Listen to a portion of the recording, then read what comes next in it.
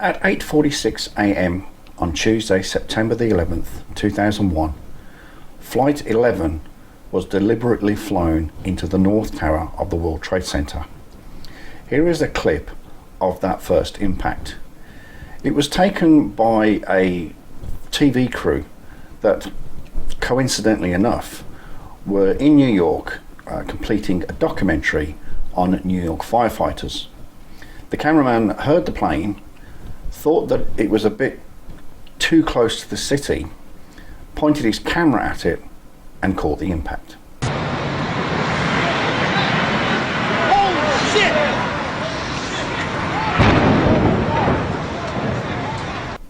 At 9:03 a.m, Flight 175 was deliberately flown into the South Tower of the World Trade Center.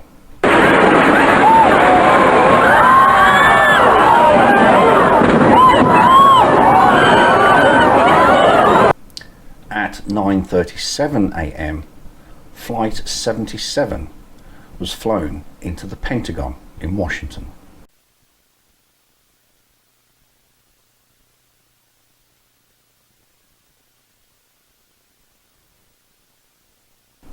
At 3 minutes past 10, passengers of Flight 93 attempted to overpower the hijackers in their plane.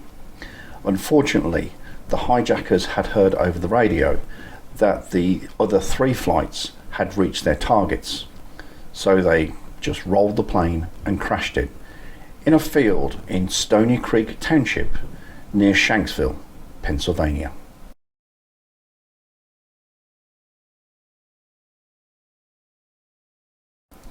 "87 souls were lost on Flight 11, 60 on Flight 175, 59 on Flight 77, and 40 souls were lost on Flight 93. As a result of all the attacks on that day, Tuesday, September the 11th, 2,977 people lost their lives. 125 were killed at the Pentagon. 2,507 civilians lost their lives at the World Trade Center. 411 emergency workers lost their lives in total. 343 firefighters, including a chaplain and 2 paramedics. 23 New York police officers. 37 Port Authority police officers. And 8 EMTs, all tragically lost their lives that day. The events of Tuesday, September the 11th, 2001 will never, ever be forgotten.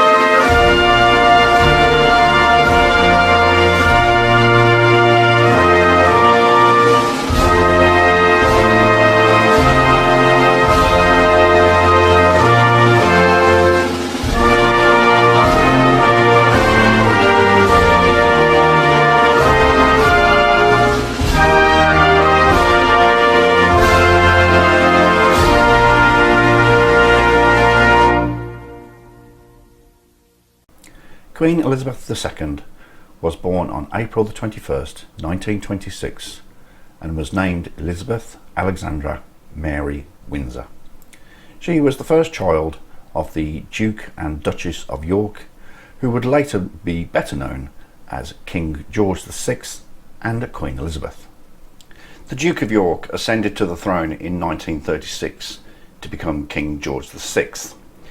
This was due to the abdication of his brother, King Edward VIII, after his relationship with Wallis Simpson the twice divorced American, so he abdicated to marry her. In 1952, King George VI passed away, which left Princess Elizabeth the heir to the throne. During the Second World War, Her Majesty joined the Auxiliary Territorial Service and learned auto mechanics.